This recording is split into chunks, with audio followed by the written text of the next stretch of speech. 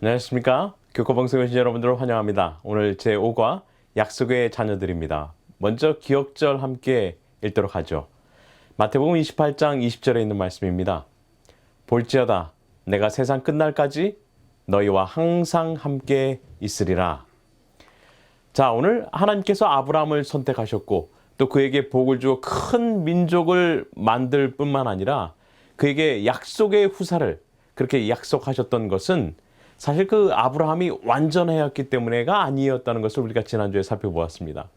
오히려 그는 하나님의 언약의 성취를 기다리면서도 어떻게 했어요? 약속의 땅을 떠났습니다. 그리고 자신의 힘으로 후사를 얻으려고 노력을 했어요. 하지만 하나님께서는 그에 대하여 오래 참으셨고 이제는 그 언약을 직접 이루어 주심으로써 이 아브라함의 씨, 바로 그 언약의 씨, 아브라함의 씨는 바로 메시아인 것을 우리가 함께 좀 살펴볼 것입니다. 자, 오늘 목요일 소지를 앞으로 좀 당겨서 이 아브라함에게 주신 그 언약의 내용과 또 그에게 주신 그 축복의 말씀은 무엇인지 함께 좀 살펴보겠습니다. 먼저 창세기 12장 1절부터 3절에 있는 말씀이죠. 여호와께서 아브라함에게 이르시되 너는 너의 고향과 친척과 아버지의 집을 떠나 내가 내게 보여줄 땅으로 가라. 내가 너로 큰 민족을 이루고 내게 복을 주어 내 이름을 창대하게 하리니 너는 복이 될지라. 너를 축복하는 자에게는 내가 복을 내리고 너를 저주하는 자에게는 내가 저주하리니 땅의 모든 족속이 너로 말미암아 복을 얻을 것이라. 이에 아브라함이 여호와의 말씀을 따라갔고 롯도 그와 함께 갔으며 아브라함이 하란을 떠날 때에 75세였더라. 자, 아브라함은 하나님의 말씀을 믿었다라고 이야기했습니다. 하나님께서 아브라함에게 약속하신 세 가지 무엇이었습니까? 바로 그에게 땅을 주고요. 그 다음에 민족을 주고 또 그에게 복을 주는 자에게 복을, 또 저주하는 자에게 저주를 주겠다 말씀드렸는데, 이것은 제가 지난주에 말씀드린 것처럼 고대에 있었던 종주권 계약이라고 말씀드렸습니다. 자, 다시 말해서 이것은 뭐냐면은 한마디로 동맹 계약 같은 것이에요. 당시에는 유엔이 없었기 때문에 나라로 인정을 받기 위해서는 강대국들의 인정을 받아야 했습니다. 그래서 강대국들이 나라로 인정해 주겠소. 그것이 바로 이 너를 축복하는 자에게 복을 주고 저주하는 자에게 저주하겠다는 그 내용이었다고 말씀드렸죠. 그것은 이 히타이트 족속이 가지고 있는 이 19세기에 발견된 문서, 이 점토판의 문서를 통하여서도 그 내용이 그대로 기록된 것을 알 수가 있다고 했습니다. 자, 결국은 하나님께서 아브라함에게 약속하셨던 것은 한 나라를 세우실 것에 대한 이 왕국 언약이었다는 것이죠. 여러분들, 우리나라가 일제치하에 36년 동안 있으면서 나라를 잃었는데, 그때 당시 일제치하에 때 국토가 있었나요? 있었습니다. 국민이 있었나요? 있었어요. 근데 무엇을 잃어버렸어요? 주권을 잃어버렸어요. 그래서 우리는 잃어버린 36년이라 하지 않습니까? 여러분들, 이 모든 것이 있어야지만 이 나라가 형성되는데 하나님께서 이 모든 것을 다 그에게 제공해 주시겠다고 말씀해 주시는 것이에요. 그러니까 아브라함은 그것을 들었을 때 어땠을까요? 아하, 이것은 하나님께서 나를 통하여, 내 후손을 통하여서 세상 왕들이 인정하는, 강대국들이 인정한 나라가 아니라 전능하신 여호와 하나님께서 인정해 주시는 그러한 나라에 대한 것임을 그가 깨달았던 것이죠. 그래서 히브리서 11장 10절은 뭐라고 이해했습니까? 그가, 여기 아브라함이 하나님이 계획하시고 지으실 터가 있는 성을 바랬다라고 이야기했다고 그랬죠. 그 성은 뭐예요? 여러분들, 성은 옛날에는 그것이 도시였지 않습니까? 그것이 국가였어요. 그러니까 아브라함이 성을 바랬다는 것은 바로 하나님 나라를 바랬다는 것입니다. 이 약속을 받은 지 3년이 지난 아브라함이 78세가 되었을 때에 가나안 땅에 기근이 듭니다. 사실 하나님께서 그에게 이 땅을 주시겠다라고 말씀하셨을 때 기근이 들더라도 하나님의 약속을 믿고 그곳에 있어야 됐지만 연약하여서 그가 애굽 땅으로 가게 됩니다. 그런데 이 애굽 땅에 내려갔는데 그가 거기서 주권을 빼앗기는 사건이 나오게 돼요. 즉, 자신의 아내 사라의 아름다움을 보고 바로가 취하는 것을 보게 됐죠. 이 일을 통해서 하나님께서 이 바로에게 재앙을 내리시고 그 모든 보물을 가지고 애굽 땅을 떠나오게 되는 사건이 있게 됩니다. 이게 사실 뭐래요? 바로 이 하나님께서 너를 축복하는 자에게 복을, 저주하는 자에게 저주를 내리시겠다는 바로 이 종주권 계약에 대한 것을 하나님께서, 아브라함은 저버렸을지라도 하나님께서 이행해 주신 것을 우리가 보게 됩니다. 자, 그리고 13장, 14장의 내용을 우리가 잠깐 좀 보도록 하겠습니다. 애굽에서 나온 이 아브라함은요, 롯과 가나안 땅에 들어와서 헤어지게 됩니다. 롯은 애굽의 나일강 유역처럼 아주 기름진 소돔과 고모라 지역을 선택하게 되고요. 아브라함은 헤브론 산지 쪽으로 살 곳을 정하게 되면서 나누어지게 됩니다. 그런데 아브라함에게 소식이 하나 들려왔습니다. 바로 그의 조카 롯이 이 바벨론의 연합 네 왕들에 의하여서 연합군에 의해서 사로잡혀 갔다는 소식이 들려온 것이었죠. 그래서 이 아브라함은 자기 밑에 있던 318명의 군인들을 데리고 바로 바벨론 연합군들을 쫓아가서 빼앗긴 모든 것을 되찾아오는 사건이 이르러 옵니다. 그래서 결국은 하나님께서 이 일을 통하여서 다시 한번 아브라함과 함께 하시며 그에게 복을 주시는 그러한 이 종주권 계약에 대한 것을 이 일을 통하여서 아브라함이 깨닫게 되죠. 그가 아브라함이 돌아올 때에 살레몽이었던 하나님의 거룩한 제사장 멜기세덱이 나와서 그를 환영할 때에 그가 취한 모든 것의 10분의 1을 그에게 돌리게 된 것을 보는데, 그 내용은 여러분들 지난번에 말씀드린 것처럼 이것은 이 소득의 10분의 1을 드는 것이 아니었다라고 말씀드렸어요. 그것은 이 통치권을 인정하는 세금과도 같은 것, 즉 하나님께서 이 모든 것을 인도하셨고 바로 하나님의 통치권을 인정하는 것이라고 말씀드렸죠. 특별히 이 멜기세덱의 말이 참 심오하다고 그랬어요. 이 적군들을 내 손에 붙이셨다라고 말씀하시면서 하나님께서 이 모든 것을 계획하셨고 이루셨다라고 설명하고 있었던 것이죠. 여러분들 이 모세와 여호수아, 특별히 이 전쟁 선지자들의 내용을 살펴보면 이것이 더욱더 명확하게 나타납니다. 이미 내 손에 붙이셨느니라 라고 말씀하세요. 그 말은 뭐예요? 하나님께서 모든 적군의 싸움을 이미 승리를 보증하시는, 확증하시는 그러한 언약이라 말씀이다라고 제가 설명을 드렸습니다. 결국 이 여러분들 약속의 성취, 언약의 성취는요, 하나님의 신실하심과 인자하심과 인애하심과 전능하심을 통하여서 이루어지게 된다는 것이에요. 인간의 힘이 전혀 들어가는 것이 아닌 하나님께서 전적으로 베풀어 주시는 구원의 섭리라는 것입니다. 즉 이것은 하나님의 성품을 통하여서 들어지게 되는 것이죠. 아브라함은 실패하고 넘어지고 하나님을 의지하지 못할지라도 하나님께서는 그를 계속하여서 붙들어 주시고 그 약속을 이루어 주시고 이행하신다는 것입니다. 왜냐하면 하나님은 변치 않는 분이기 때문에 그래요. 그래서 하나님은 회전하는 그림자도 없으시고, 그리고 하나님께서는 말씀하신 것을 실현치 않으시는 그러한 분임을 우리가 보게 되었습니다. 자, 그런데 창세기 15장 1절로 가니까 하나님께서 아브라함에게 이렇게 말씀하십니다. 이후에 여호와의 말씀이 환상 중에 아브라함에게 임하여 이르시되 아브라함아 두려워 말라. 나는 내 방패요 너의 지극히 큰 상급이니라. 왜 그랬을까요?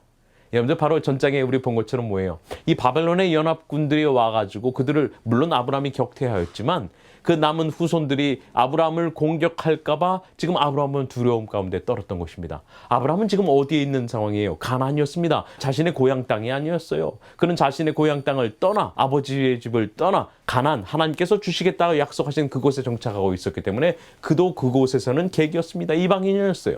자, 하지만 그는 이제 전쟁에 휘말리게 되어서 언제든지 그 민족들이 자신을 쳐들어와서 위협을 가할 수 있다는 그러한 생각 가운데 아브라함은 두려워했던 것이죠. 그런 아브라함에게 나타나서 뭐라고 하세요? 두려워 말라. 나는 너의 방패다 말씀하세요.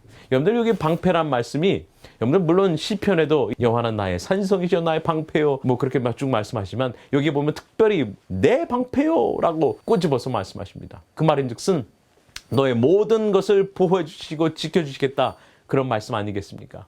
여러분들 방패는 뭐에 됐습니까? 칼과 화살과 창이 올 때에 그것을 막아주는 역할을 하지 않습니까? 여호와 하나님께서 직접 방패가 되어서 그 모든 위험으로부터, 공격으로부터 막아주시겠다는 말씀입니다. 방패라는 것은 특별히 엘라망, 이 그돌라오멜과의 싸움에서 하나님께서 지켜주신 것을 말씀하죠. 에베소 6장 16절인 것을 뭐라고 설명합니까? 하나님의 전신갑주를 입으라 라고 말씀하시면서 믿음의 방패라 라고 말씀하죠. 전쟁의 위협은 있습니까? 있습니다. 나를 위협하는 공격들이 내 주변에 늘 있습니까? 있어요. 하지만 그 위험 가운데서 하나님께서 지켜주시겠다 약속하시는 것이에요. 여러분들 믿음은 바로 그런 것입니다. 하나님께서 내게 어려운 일을 안 닥치게 해줄 것이야 약속하지 않으십니다. 나만 믿으면 내가 정말 탄탄대로를 거둘 것이야 그렇게 말씀하지 않으세요. 하나님께서는 어려움을 당할지라도 그곳에서 내가 너와 함께 할 것이고 너의 방패가 되어줄 것이고 너를 보호해주고 지켜줄 것이야 라고 말씀하시는 것이죠. 여러분들 우리의 삶 가운데도 그렇지 않습니까? 우리의 삶 가운데도 어려운 일이 있을 때에, 힘든 일이 있을 때에 우리가 하나님을 전적으로 의지하는 것은 우리가 하나님께서 모든 것을 제거해 주신 게 아니라 그 가운데 내가 심지어 사망의 골짜기를 가고 불길 가운데 뛰어들지라도 하나님께서 그곳에서 나와 함께 하시겠다는 그 약속 때문에 우리가 평안을 누리는 거 아니겠습니까? 바로 아브라함은 그러한 믿음을 가지고 있었던 것입니다. 그러면서 아브라함에게 큰 상급을 약속하세요. 내가 너의 큰 상급이 되겠다. 여러분들 사실은 이 소돔의 백성들을 구출한 이후에 소돔 왕이 아브라함에게 모든 사람들 빼놓고 모든 거 다 가지시오 했는데 아브라함이 하나도 갖지 않았습니다. 신발끈 하나도 갖지 않겠다라고 이야기했어요. 하나님께서 크게 감동하셨죠. 야, 그래, 내가 너의 큰 상급이 되어줄게. 근데 아브라함은 별로 그렇게 달가하지 않았습니다. 왜냐하면은 아브라함의 주권 언약이 실천되었습니다. 땅도 유업으로 받을 것이다. 하지만 무엇이 없습니까? 자식이 없어요. 민족이 없어요. 아직 하나님의 나라가 완성되지 않았다는 것입니다. 고대의 양자법을 통하여서 아브라함이 하나님께 이렇게 요청하죠.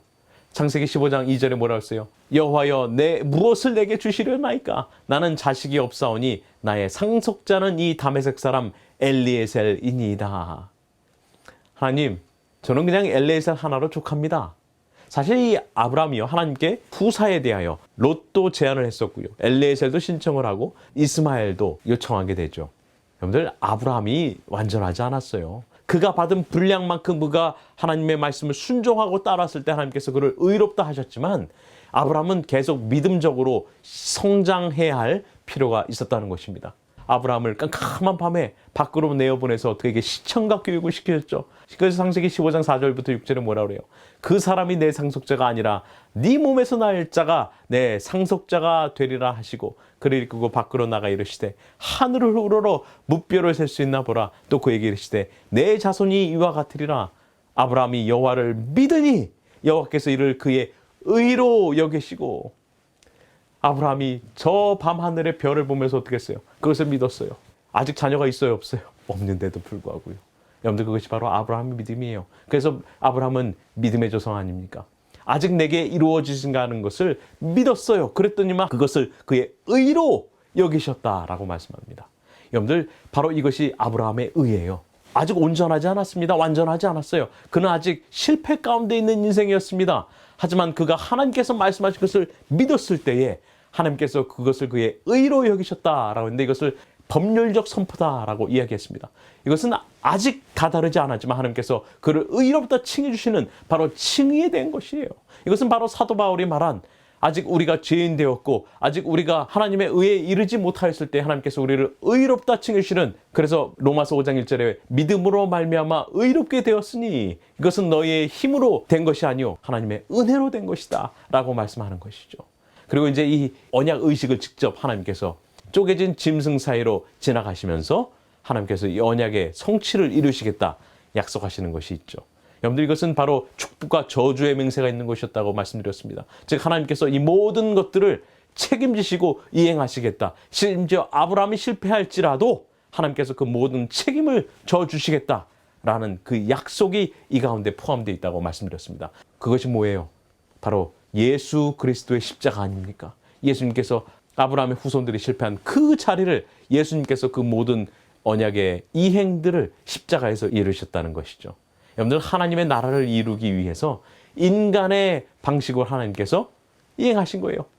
영원히 존재하시는 그 하나님께서, 전능하신 하나님께서 인간이 되셔서 인간을 위하여 당신의 생명을 주신 것, 그것은 바로 하나님의 놀라운 섭리요 사랑 아니겠습니까? 아브라함은 그것을 조금이나마 깨닫고 이해했을 것입니다. 언제요? 나중에 자기의 자식 이삭을 번제물로 드릴 때요. 여러분들, 이것이 바로 아브라함의 신앙입니다. 그것이 바로 언약 신앙이에요. 뭘 통한 얻은 의였습니까? 바로 그의 믿음을 통한 의였다는 것이죠. 하나님께서 아브라함에게 약속하셨던 것은 더 깊은 의미가 있다라고 제가 서두에 말씀드렸는데 다시 한번 보겠습니다. 창세기 12장 3절, 땅의 모든 족속이 너로 말미암아 복을 얻을 것이라. 또 창세기 18장 18절에는 아브라함은 강대한 나라가 되고 천하 만민은 그로 말미암아 복을 받게 될 것 아니냐라고 이야기하고 있어요. 자, 지금 12장과 18장 둘 다 똑같습니다. 어때요? 땅의 모든 족속이 천하 만민이 너로 말미암아 복을, 또 그로 말미암아 복을 얻을 것이다 라고 말씀을 했는데, 여러분, 창세기 22장 17절 18절, 내가 내게 큰 복을 주고 내 씨가 크게 번성하여 하늘의 별과 같고 바닷가의 모래와 같게 하리니 내 씨가 그 대적의 성문을 차지하리라. 또 내 씨로 말미암아 천하 만민이 복을 받으리니 이는 내가 나의 말을 준행하였음이니라 하셨다 하니라. 여러분들 잘 보시기 바랍니다. 여기 보니까 내 씨로 말미암아 복을 얻겠다라고 말씀하십니다. 자, 그 씨가 무엇이었습니까? 갈라디아서 3장 16절에 이렇게 말씀합니다. 이 약속들은 아브라함과 그 자손에게 말씀하신 것인데 여럿을 가리켜 그 자손들이라 하지 아니하시고 오직 한 사람을 가리켜 내 자손이라 하셨으니 곧 그리스도라라고 이야기하고 있어요.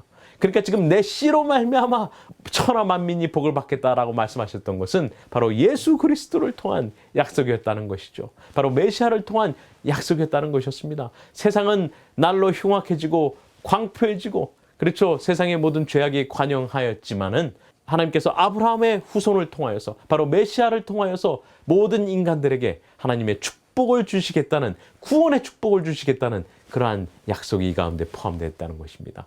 바로 주님께서는 이 땅에 오셔서 그래서 뭘 선포하셨어요? 천국 복음 선포하시지 않았습니까? 하나님의 영원한 왕국 복음 선포하시지 않으셨어요? 그것이 바로 아브라함에게 주셨던 그 나라였다는 것이죠. 근데 여러분들 잘 보시기 바랍니다. 아브라함에게 약속하셨던 그 땅은 어디부터 어디까지예요? 애굽 나일강서부터 유브라데스 강까지였습니다. 다윗과 솔로몬 때에 가장 넓은 영토를 갖게 되었지만 사실은 그 일이 이루어진 적은 역사적으로 단 한 번도 없었습니다. 이것은 다시 말해서 영적인 이스라엘을 통해서 이루실 뿐만 아니라 나중에 새 예루살렘 성이 저 하늘에서 내려와 그 지역을 차지하게 될 것이란 그런 예언의 말씀인 것이죠. 자, 근데요, 여러분들 이 아브라함의 언약을 주시는 그 내용이 우리가 12장과 15장과 17장에 나오는 것을 보았습니다. 자, 12장에서는 아브라함에게 땅을 주고 민족을 주고 통치권, 주권을 주겠다. 그래서 하나님의 나라에 대한 약속을 주셨습니다. 근데 그 약속을 하신 주체가 누구셨어요? 야훼, 여호와 하나님이셨습니다. 아브라함이 75세 때에 하나님께서 그에게 나타나셔서 그렇게 약속하셨다는 것이죠. 자, 근데 창세기 15장에서는 다시 한번 여호와 하나님께서 나타나셔서 그가 85세 되었을 때에 하나님께서 그에게 땅과 이 상급에 대한 약속을 하십니다. 그 다음에 창세기 17장에 가서 이 아브라함이 99세 되었을 때에 이제는 엘샤다이 하나님, 전능하신 하나님으로 나타나세요. 그래서 뭐에 대한 약속을 다시 한번 주십니까? 땅과 민족에 대한 약속을 주시죠. 그러면서 내 앞에 행하여 완전하라 라고 말씀하시면서 언약에 대한 약속을 상기시키십니다. 여러분들, 아브라함은 이때까지 자식도 땅도 없었습니다. 하지만 그는 주실 것에 대한 약속을 믿었고 하나님께서는 그것을 의로 여기셨죠. 그랬더니 하나님께서 이제는 이삭을 그에게 선물로 주셨지 않습니까? 창세기 22장에 보면은 아브라함이 120세가 되었을 때에 그에게 나타나셔서 그 독자 이삭을 번제로 드리라 요구하세요. 히브리서 11장 17절부터 19절에는 그는 약속들을 받은 자로 돼 그 외아들을 드렸다라고 이야기하고 있습니다. 이것은 아브라함의 부성에 대한 시험이 아니었습니다. 이것은 약속을 받은 자의 시험이었어요. 이삭을 죽이면 언약이 취소되는가? 그러한 번민이 그 마음 가운데 들었을 것입니다. 그럼에도 불구하고 시험을 극복하고 이삭을 죽여도 하나님이 이삭을 다시 살려야 하나님의 언약의 약속이 성취될 것이라 그는 믿었던 것이에요. 그것이 바로 언약 시험이었습니다. 그것이 바로 아브라함이 가지고 있던 부활신앙이었어요. 그래서 히브리서 11장 19절은 뭐라고 얘기합니까? 그가 하나님이 능히 이삭을 죽은 자 가운데서 다시 살리실 줄로 생각한지라. 하나님께서 약속하셨기 때문에 능히 살릴 줄을 믿었던 것이에요. 다시 말해서 이삭을 죽이려 할 때에 죽이는 척한 것이 아니에요. 그의 마음 가운데는 이미 피가 튀고 이삭의 심장에 피가 낭자한 것이 그 마음 가운데 그려졌던 것입니다. 그래서 힘을 다해 내려치려고 할 때 하나님께서 아브라함아 아브라함아 멈추셨던 것이에요. 여러분들, 아들을 바치는 시험은 언약을 받은 자로서의 시험이었던 것입니다. 아브라함이 가졌던 믿음은 그는 죽어도 살리실 수 있다는 그 하나님의 전능하신 엘샤다이 하나님의 능력을 그는 믿었던 것이에요. 그것이 여러분들 바로 부활신앙입니다. 그래서 이 일 후에 하나님께서 내 씨로 말미암아 모든 민족의 천하 만민이 복을 얻겠다 말씀하시는 것이에요. 그리고 창세기 23장에 가면 400년 후 언약을 믿고 그는 막벨라 굴을 구입합니다. 여러분들, 400년 후에 물론 예수님 오셔야죠. 근데 안 오신다고 가정을 합시다. 만약에 여러분들이 내다볼 수 있는 그러한 믿음이 있어가지고 그 400년 후를 위하여 투자한다면 어디다 하시겠어요? 여러분들, 단지 사례를 장사하기 위하여 막벨라 굴을 구입한 것이 아니에요. 그는 하나님께서 주신 약속을 믿었기 때문에 굴과 그 땅을 구입했던 것이죠. 그것이 바로 아브라함의 믿음이었습니다. 아브라함은 주권 언약을 다 체험했습니다.